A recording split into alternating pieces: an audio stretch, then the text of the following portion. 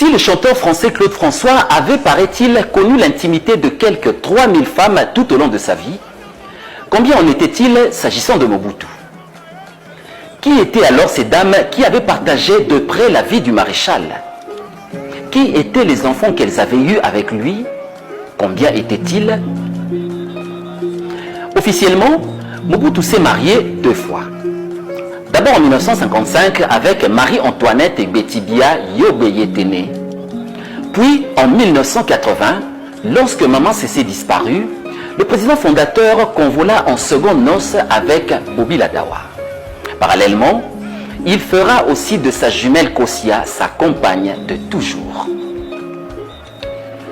Il est difficile, voire impossible d'enquêter sur les conquêtes féminines d'un homme par surcroît président fondateur. Mais à partir des informations récoltées de part et d'autre, voici une ébauche de ce que nous avons appelé les femmes du maréchal Mobutu. Marie-Antoinette. Avec celle-ci, sa première épouse, Mobutu a eu une famille nombreuse. Il la prend en mariage alors qu'elle n'avait que 14 ans en 1955 et leur premier fils naîtra la même année. Pourtant, certaines langues prétendent que l'ancien sergent l'aurait ravi des mains d'un soldat. Beaucoup affirmaient aussi que, vu l'âge de la première dame et l'année de naissance de leur fils Jean-Paul Niwa, elle ne saurait être la mère biologique de ce dernier qui, en réalité, serait le fils que le maréchal aurait eu de sa relation avec une Kassaïenne dans les années 50. Toutefois, en 22 ans d'alliance matrimoniale, elle donna au président 9 enfants dont 5 filles, notamment Niwa, Ngombo, Manda, Konga, Ngawali, Yango, Yagba, Kongolo et Ndakia. Bobi Ladawa. Bobi Ladawa est la seconde et dernière épouse officielle du président. Conseillée selon ses propres dires par les responsables de l'église catholique Malula, de l'église protestante Bokele-Yale et Kimbangiste Diangenda, d'avoir une femme à ses côtés pour l'aider dans ses lourdes responsabilités. Il épousa le 1er mai 1980 à la veille de l'arrivée au Zaïre du pape Jean-Paul II. La cérémonie religieuse fut célébrée par l'archevêque de Kinshasa, le cardinal Malula, avec Messeigneurs Moké et Chibangu en leur qualité d'évêque auxiliaire de la capitale. Kosia. Kosia est la sœur jumelle de Bobi Ladawa avec qui elle avait une frappante ressemblance. Son idylle avec le chef commença sûrement dans les sillages de la First Lady et avec son aval. Cette rivale si particulière qui jouait officieusement les seconds rôles s'affichait parfois en public derrière sa sœur dans la tribune d'honneur lors des cérémonies officielles. Maman 41. Elle était connue par ce sobriquet que par son vrai nom, Elodie Yaba. À la mort de Marie-Antoinette le 22 octobre 1977, Mobutu sera influencé à se remarier par son grand frère Movoto Kelewe, qui lui proposa une épouse, Elodie Yaba, dite Mère 41 ou Maman 41. En prévision de la visite papale le 2 mai 1980, Mobutu devrait régulariser son union conjugale. Hélas, du 29 au 30 avril 1980, Elodie fut très malade et devint subitement aveugle. Elle fut évacuée en Europe pour des soins appropriés. Mobutu alors épousa Bobi Ladawa. Et lorsque Maman 41 recouvrit la vue, c'était déjà trop tard car le président s'était déjà marié. Mariage célébré par le cardinal Malula en Notre-Dame du Congo. Maman 41 doit ce surnom au numéro de la villa qu'elle occupait dans la cité de l'Oyua, l'actuelle cité de l'unité africaine. Avec elle, Mobutu eut 2 garçons et une fille. Senghor Mobutu, ce prénom Senghor en hommage au président sénégalais Léopold Sédar Senghor,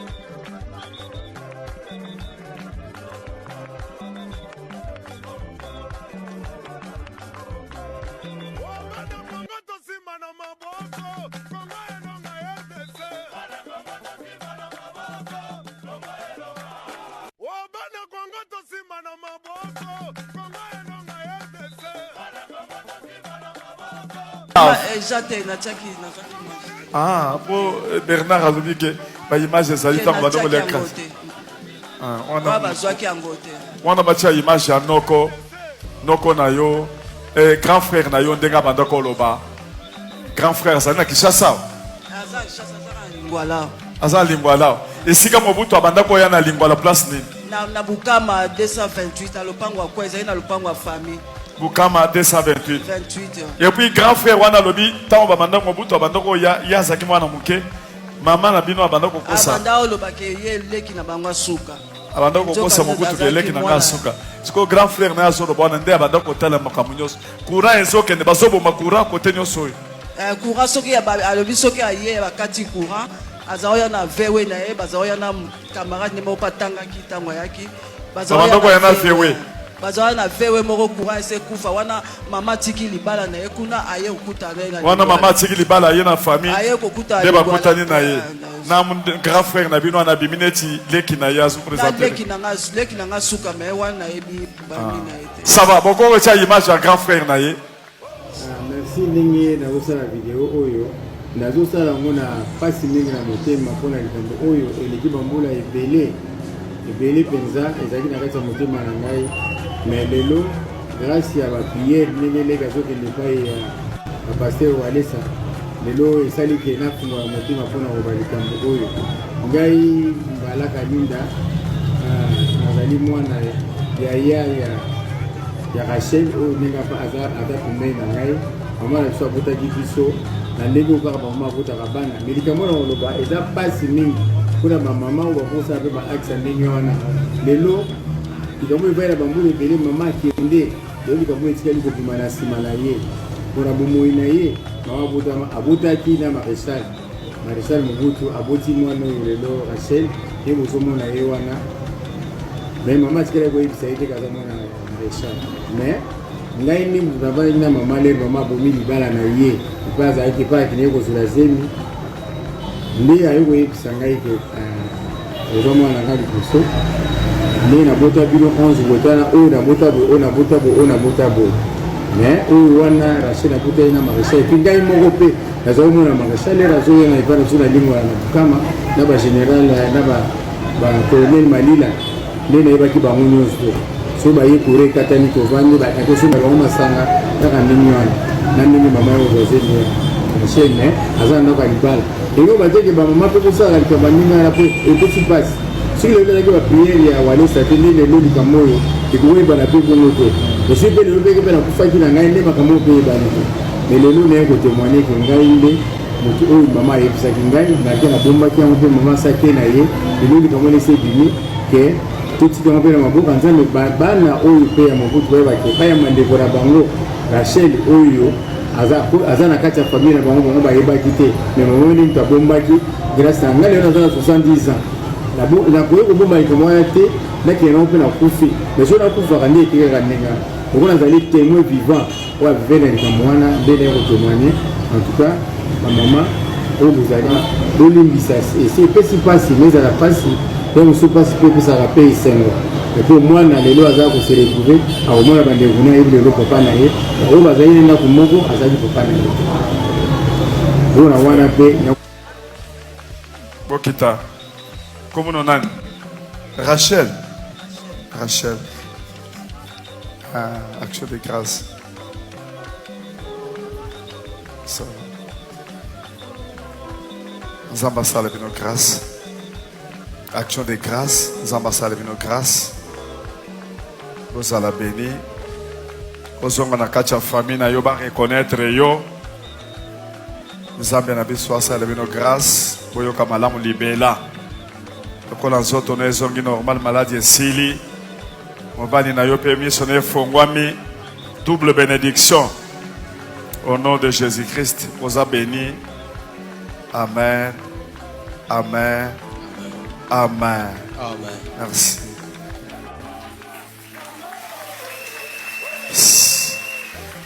Laissez le micro. Olobi na famille ba maman na yo Mama tikela inga maloba. Papa oya boti yo papa biologique na yo aza mobutu. Mais oyo zakine na ndako aza papa na yo te. Donc esala nga pe bien te. Cameraman boko benda elongi ya mwana mwasi. Bomoni elongi na ye. Bomoni mobutu. Et puis alobi ke jour basalele délivrance sawa. Azongi na mobali na kwe oyo na bare zawa na to komo na ngona yeba kate. Atelemi na kwe wana. Batu moko bayeba bandiko yemba. Mutu moko boye abandiko yemba ka nzemu. Mutu amandako yemba nzemu ndenge ni. Pese micro. Mobutu yonde tata yo mokonzi. Namona kaka mama kimi ayeko kanga na pembenga ni abi o. Na mutu azako sema biyo oye ozo kolenga ka mobutu anga ni kenda na yeko yemba ka mobutu ye. Mama totala ni kana mama akangi nga non. Komi tu msamate. C'est les maquillants des ogam. To uti na prière ao. Ezali kamba identité. Nzambe makile bandiko ganga. Nous demandons à toute la famille et les enfants de Mobutu. Veuillez récupérer votre soeur. Elle a dit elle n'a pas besoin d'argent.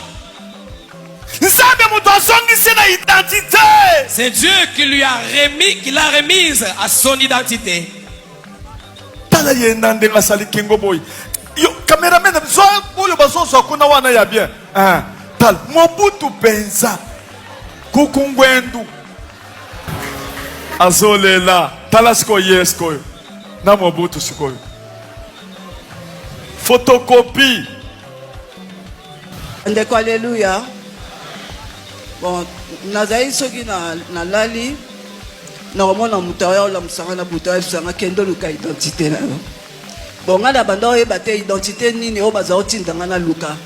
Ngana osote na mbetu na keka ngamba na ngana ebise bazo ebisanga na luka identité na ebite na okay we la saki na ngana katikati ya butu na fungoli saki na nga na moni identité na ngai ay motema esepeli na zongi.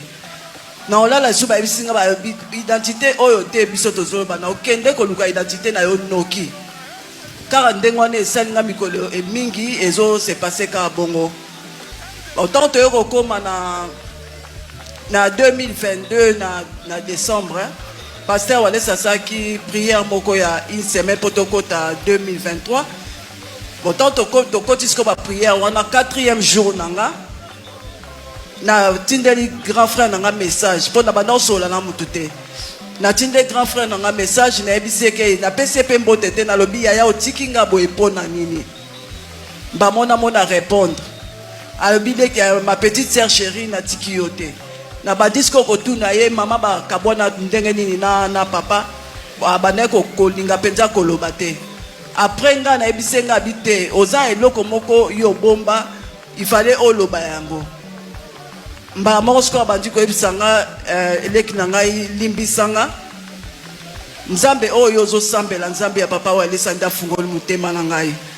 Ezana secret moko o to bomba de prix kala il fallait to ebisa yo na bana koka ko ebisa ote mama tikela nga po mama kufa mais nzambo yo zo sambela kolela na o nyoso benganga poso na loti identité na zai ko benga emeya na zo lota bazo ebisa na luka identité zaka nini o ebisanga et puis kokola na ngai ba grande sœur na chaque fois ba ngalo ke oza différent na bisote kendo luka tata na yo. Mais na yebite soki tata o ba bazali ko tindanga na yeba ki pété. À l'après grand frère bando ebisanga yo moni ndenga na zawa ngape na za tata mususu esala yo pasité tata na yo o biso o nga na yebi mama tikela nga maloba papa o ya boti yo papa biologique na yo aza Mobutu. mais ozaki na ndako aza papa na yote. Donc esalenga pe bien te. À la deuxième vision na ekolota na moni mama po asakufa aye siko epana nga na bisenga nga na yebi ke bato bakufa na batabo moi bazake sika mon côté. Mais comment yo oye epana ngai c'est que oye kozwanga soko oye kozwanga zwanga kaka na kende po na lembi na douleur apasi ya pota ona okoka lisusu te zwanga kaka na kende bamoka ebisinga bite na ekozwa ote abengi désiré sikotanga abengi désiré na moni mbala moko papa Mobutu akiti na chapeau na ye na kan na nzete aye place ya zalaki place ko to telemaki ayebisi abi tala mwana na yo nga na yebisi nga bi pourquoi tant bozaki na bo moi bo présentaki ngai te mais lelo bo kufi bozo présenter nga pourquoi nga nazobela nga na tuni siko papa Mobutu na yebisi nga bi oyebi ke nazobela na souffrir vie na nga mobimba alobi na yebi na yebisi nga bi oyebi ke basala nga opération bakatanga poumon moko alobi ke na yebi ayebisi nga bi zwa benga mobali na yo tutisa mutu na ona ngai bakanga biso na yo photo mbala moko siko na zwi mutu na nga na tutisi epai na ye pa tutisi na benga mobali na nga akangi nga na ye photo ntango akangi nga na ye photo mbala moko to na sutuki na moni ezaki ndoto grand frère na yo ndenga banda koloba grand frère azali na Kinshasa aza lingwala esika Mobutu abanda koya na lingwala place nini na Bukama 228 na lopango wa kweza na lopango wa famille Bukama 228 et puis grand frère wana lobi tango babanda Mobutu abanda koya yazaki mwana muke mama na bino abanda kokosa abanda olobake ye leki na bangwa suka abanda kokosa Mobutu ke leki na nga suka siko grand frère na azoro bona nde abanda kotala makamunyoso courant ezokende bazoboma courant kote nyoso courant soki ya alobi soki aye bakati courant azaoya na vewe na ye bazaoya na camarade nemo patanga kitango yaki bazaoya na vewe moko courant ese kufa wana mama tiki libala na ye kuna aye okutana na wana mama tiki libala aye na famille aye kokutana de bakutani na ye na grand frère na bino na bimineti leki na ye azu présenter leki na nga suka me wana yebi donc ndenge zali ke période Mobutu akufaki bana babimaki epele na balukuta na makamususu donc ezaki désordre na minito ya munde na zo ebisa bande kwa Mobutu botala ndeko na bino bana Mobutu o bazali awa botala ndeko na bino ye oyo boyoki histoire ya makambo ndenge yaki botala ye na elongi na mbebo na ye na miso na lineti bozwa ye bien na lineti na ye cameraman obendi ye na lineti na ye donc Mobutu ndeko na biso alobi na ba recherche na bango ya batayi DPS Joseph Désiré Mobutu azalaki étranger le nom na ye bakoye ko prononcer te so azalaki rwandais na ebite soki ndeko na biso ayebi histoire ya politique ya Congo Joseph Désiré Mobutu abotami na lisala akoli na Mbandaka